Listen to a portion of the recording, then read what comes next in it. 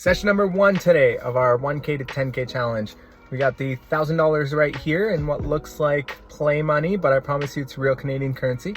Currently outside of our local card room, so let's see if we can go run it up. First hand we look down at is the ace queen of the biracial kind. We raise it up to $15 and everybody folds. For this first session, I decided I want to show you guys what hands I fold here as well. Let me know what you guys think in the comments below. Do you want to see this, or do you only want to see the hands that we end up getting involved in? We're pretty card dead for a couple lower bits here until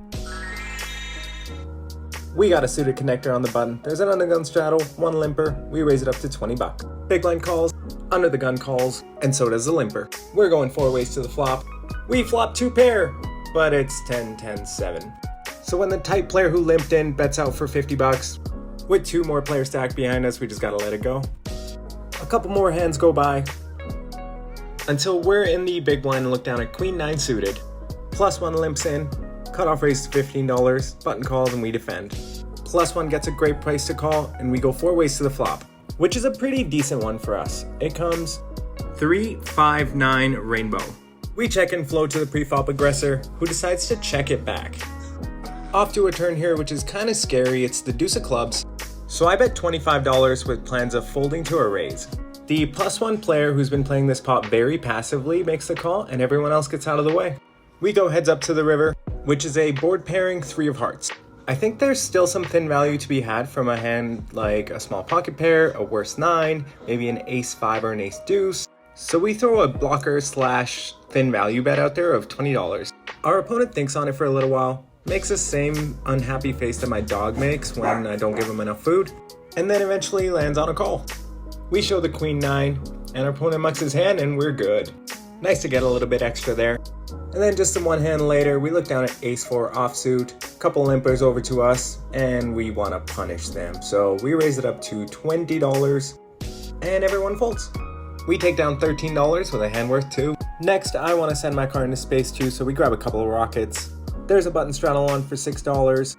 The small blind and the big blind limp in. I say, no, no, no, no. And raise to 25 bucks. Action folds around and only the small blind makes the call. We're going heads up to the flop, which comes 4 of hearts, 7 of diamonds, and the king of diamonds. Small blind checks it over to us. Feeling pretty good with our overpair and the backdoor nut flush draw, so when the small blind checks it over to us, we see bet small to $20. He decides that's a great price and makes the call. Off to a turn, which brings the deuce of diamonds. When the small blind checks it over to us again, I size up a little bit to $65. When our opponent just makes the call and doesn't raise here, I think it's likely he has a hand like king queen or king jack, and he's a non-believer. Off to a river now, which is the 8 of hearts. It does complete hands like 5, 6 that have now made a straight, but when our opponent checks it over to us again, he's only got $70 behind, so we just go all in. He insta-mucks, and we scoop this pot. Next we look down at king 10 offsuit and small blind. Action folds to the button. Who's our new friend Lair Bear? He limps in. We complete and accuse him of shop walking us, eh? Big blind checks his option and we go 3 ways to the flop, which comes a monotone ace 4 6 all clubs. And last time I checked, I'm too old for clubbing, so I check and the action checks around. Turn is the jack of clubs. I check again, waiting for someone to bet, but no. River comes the king of hearts. Action checks around again. We show the second pair, everyone folds, and we get accused of not betting our nuts. Nice to scoop in a tall caramel macchiato.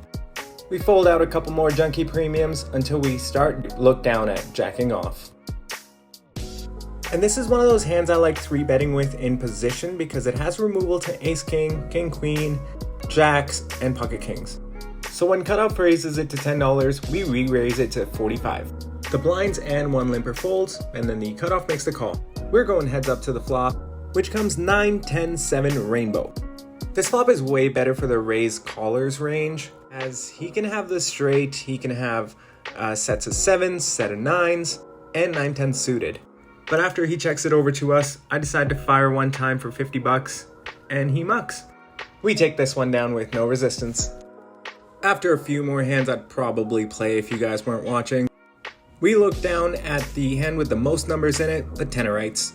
We're in the +1 position, us and the guy on our left have superposted here. There's a button straddle on for $6. There's 2 limpers over to us, so we raise it up to $35. Action folds around to the under the gun, who makes the call. We're going heads up to the flop, and I hope you guys are waving back at him as he checks in the dark.